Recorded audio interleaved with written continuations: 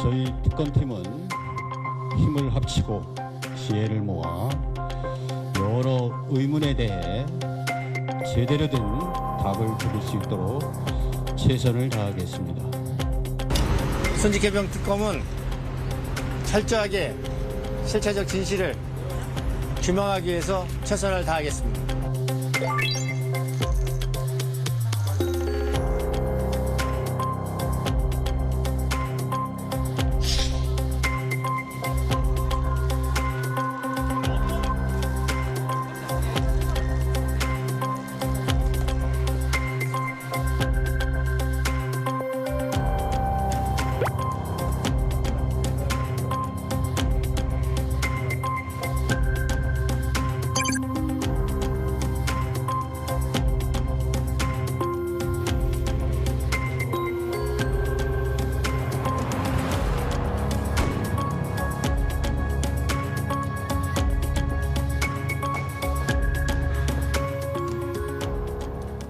(12.3) 비상계엄 사건을 수사 중인 조은석 특별검사팀이 오늘 한덕수 전 국무총리와 안덕근 산업통상자원부 장관을 소환했습니다. 윤 전 대통령 2차 소환을 앞두고 혐의 다지기에 들어간 걸로 보이는데요. 김건희 특검과 순직해병 특검도 오늘 현판식을 열고 공식적으로 수사 개시를 선언했습니다. 관련 내용들 이고은 변호사와 함께 자세히 짚어보겠습니다. 변호사님 어서 오세요. 안녕하세요. 네, 오늘 이 3대 특검, 그러니까 내란 특검은 물론이고 김건희 특검과 순직해병 특검까지 전부 다 공식적으로 이제 업무를 개시한 셈이 됐어요. 네, 그렇습니다. 헌정사상 초유의 일이다라는 생각이 드는데요. 사실은 이 세 가지 특검 모두 다 윤 전 대통령 부부를 타겟하고 있다라는 점에서 세 개의 특검이 이제 정식적으로 가동이 됐고요.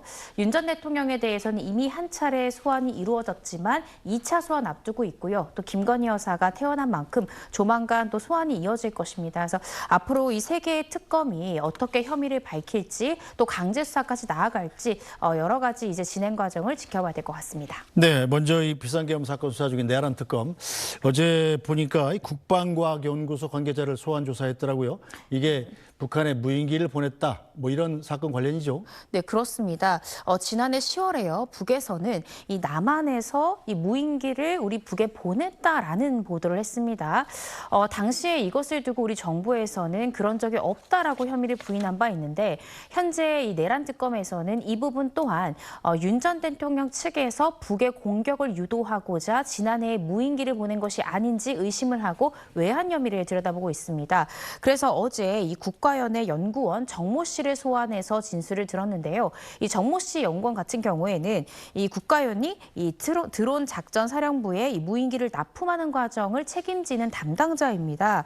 따라서 어제 아마 이 내란 특검에서는 이 해당 연구원에게 이 무인기 납품 과정이 어떠한지에 대해서 상세히 물었을 것 같고요. 네. 또 북에 침투했다라고 지금 주장하고 있는 무인기와 우리 군에 납품했던 무인기가 얼마나 같거나 다른지 그 유사점에 대해서 상세히 조사했을 것으로 보여집니다. 그래서 이를 바탕으로 해서 이제 저희가 이후에 논의해 보겠지만 한덕수 전 총리를 비롯해서 여러 가지 내환 및 외환 혐의까지 이 수사의 외연을 확장하고 있는 그런 상황입니다. 자, 그러니까 특검 이름은 내란 특검입니다만 외환, 즉 외적의 침입을 유도했다, 이런 혐의도 공식적으로 들여다보기 시작한 거로 볼 수 있죠? 네, 그렇습니다. 물론 외환 유치죄를 적용할지 어떠한 외환에 관련한 구체적인 죄명을 넣을지는 조금 더 지켜봐야 될 것 같습니다. 지금 이제 이 내란 특검에서 들여다보고 있는 즉 윤 전 대통령 측에서 북의 공격을 유도하고자 무인기를 투입시킨 게 맞다라고 하더라도 외환 유치죄가 성립을 하려면요 외국 그러니까 이 북한 정부와 통모를 했다라는 점까지도 입증을 해야 되는 부분이 있거든요. 그래서 이 외환죄 중에서도 어떠한 죄명이 들어갈 것인지 이 부분은 아마 연구원뿐만 아니라 다양한 외환 관련한 윤 전 대통령의 진술까지 듣고 최종적인 죄명을 결정해서 추가 인지 수사를 하지 않을까라는 생각이 듭니다. 자, 북한 외무성이 지난해 10월에 남한이 무인기를 침범시켰다 이렇게 주장을 했습니다만 당시에는 사실 이걸 믿는 분위기는 별로 아니었어요. 네, 그렇습니다. 북에서는 언론을 통해서 이러한 주장을 했지만 당시 우리 정부도요 그런 사실이 없다라고 이야기를 했고 국민들도 이 부분에 대해서 설마 우리 정부에서 구태여 북에 이러한 무인기를 보낼 이유가 있을 있을까라고 의심을 하고 믿지 않는 그런 상황이었는데 몇 달이 지나지 않아 상황이 굉장히 달라졌습니다. 일부 언론 보도 내용에 따르면 이 현역 장교 녹취록을 통해서 실제 우리 정부에서 무인기를 보냈다라는 점을 뒷받침해 줄 수 있는 녹취록이 공개가 됐고요. 또 이 부분에 대해서는 결국 그러니까 윤 전 대통령의 지시였다라는 취지의 지금 참고인의 녹취록까지 있어서 현재 내란 특검에서는 이 또한 윤 전 대통령의 외환 혐의를 뒷받침해 줄 수 있는 결정적인 증거다라고 보고 윤 전 대통령에 대해 외환 혐의를 수사하기 위해서 2차 소환 준비를 성실히 하고 있는 그런 상황입니다. 자, 특검팀이 지난달에 18일 윤석열 전 대통령 처음 소환했을 때 이 얘기를 물어봤다고 그래요. 그런데 윤 전 대통령이 여기에 대해서 어떻게 답변했는지는 혹시 알려진 게 없습니까? 네, 아직까지는 나오고 있지 않은데요. 전반적으로 윤 전 대통령은 혐의에 대해서 부인하고 있는 것으로 현재까지는 알려지고 있습니다. 그런데 첫 번째 조사가요. 실제 윤 전 대통령이 서울 고검 사무실에 머문 것은 15시간이지만 실제 조사 시간은 5시간 정도밖에 되지 않습니다. 그래서 이 내란 특검에서는 첫 번째 조사 때는 전반적인 윤 전 대통령의 기초 조사 정도를 마친 것이다라고 밝힌 바 있는데요. 아마 이 평양에 무인기를 보냈는가 이 부분에 대해서는 윤 전 대통령이 부인했을 가능성이 굉장히 높고 대략적으로 자신의 입장 정도만 밝힌 정도로 그쳤을 가능성이 높을 것 같고요. 아마 2차 소환 조사 때는 앞서 제가 언급했던 이 현역 장교에 대한 녹취록이랄지 또 어제 소환했던 이 국가연의 연구원의 진술 내용 등을 토대로 구체적인 추궁이 일어날 가능성이 굉장히 높지 않을까 싶습니다. 네, 자, 윤석열 전 대통령의 2차 소환 결국 약간 밀고 당기기가 있었습니다만 오는 5일 토요일 10시로 정해졌죠. 네, 그렇습니다. 지금 5일로 결국 정해졌는데요. 사실은 6월 30일부터 나오라라고 특검에서 그렇죠. 이야기를 했습니다. 30일로 정했더니 또 한 차례 밀어달라고 해서 1일로 정했었죠. 그마저도 또 출석하지 않겠다라고 해서 결국 5일로 결정이 됐고요. 특검 입장에서는 윤 전 대통령이 건강상의 이유 내지는 내란 혐의 재판 준비 때문에 방어권 보장이 필요하다. 이러한 이 피의자의 많은 사정들을 들어줬습니다. 그렇다라고 한다면 5일 있을 2차 조사 때는 윤 전 대통령이 과연 이 특검 수사에 얼마나 협조적인 태도로 조사에 임할 것인가 이 부분을 좀 주의 깊게 봐야 될 것 같습니다. 자, 그런데 시간을 두고서 서로 좀 실강을 하지 않습니까? 특검은 9시까지 나오라고 그러고 윤석열 전 대통령 측은 10시까지 나오겠다고 그러고 잘 아시다시피 윤석열 대통령의 거주지가 아크로비스타잖아요. 거기서 길 하나 건너면 서울고검까지 오는데 왜 9시나 10시나를 놓고 이렇게 서로 신경전을 벌이는 거죠? 사실 수사기관이 최종적으로 네. 이 출석 시간을 결정하면요. 피의자는 이에 따라야 됩니다. 네. 지금 사실 조사할 분량 굉장히 많고요. 제가 아까 말씀드렸듯이 1차 조사 때는 5시간밖에 조사를 못했기 때문에 당연히 이 특검에서는 조사 시간을 최대로 확보하기 위해서 오전 9시까지 나오라라고 2번 통보를 한 겁니다. 이 부분에 대해서 1시간을 좀 미뤄달라라고 이야기하는 것은 사실상 실익이 없고요. 이 부분은 정말 신경전이라고 밖에 볼 수가 없는 상황으로 보여지고 그만큼 윤 전 대통령이 이 특검을 과연 정당한 수사기관으로 인정하고 존중하고 있는가 부분에 대해서 의구심이 드는 그런 대목이라고 할 수 있고요. 사실 저는 이 부분에 대해서도 또 9시에는 가겠지만 10분, 20분쯤은 늦을 수 있다. 뭐 이런 일부 보도도 나오는 걸 보면서 네. 국민들이 이러한 부분들까지 알아야 되나 정말 필요한 신경전이 아닌가라는 생각이 들고 10분이 늦어졌건 20분이 늦어졌건 그 부분이 중요한 것이 아니라 당당히 출석을 했다라고 하면 이 소환 조사 과정에서 충실히 응하는 것이 가장 중요하지 않을까라는 생각이 듭니다. 알겠습니다. 자, 윤석열 전 대통령 2차 소환을 앞두고 조은석 특검팀은 오늘 한덕수 전 총리를 소환했습니다. 한 전 총리의 출석 장면 잠깐 보겠습니다.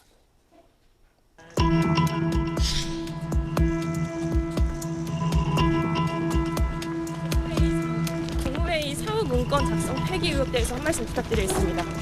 오늘 어떤 부분 소명하실 건가요? 오늘 참고인 신분으로 오셨습니까? 피의자 신분으로 오셨습니까? 내란 동조 의혹 어떻게 생각하십니까? 직권남용 피해자라고 생각하십니까? 네, 자, 한덕수 전 총리 내란 동조 혐의를 받고 있는 거죠? 네, 그렇습니다. 사실 황 총리 같은 경우에는요. 헌법재판소의 증인으로 나왔을 때도 나는 이 내란 혐의 관련해서 비상계엄 선포 관련해서 그 자리에 가기 전까지는 어떠한 것도 몰랐다라고 이야기를 했고요. 또 국무회의 과정 중에도 자신을 비롯한 많은 국무위원들이 윤 전 대통령을 만류했다, 반대했다라고 수차례 증언한 바 있습니다. 그런데 현재 나오고 있는 보도 내용 내용이요. 이 한 전 총리가 이전에 증언했던 이 내용들과 다른 사실관계와 물증들이 나오고 있는 그런 상황입니다.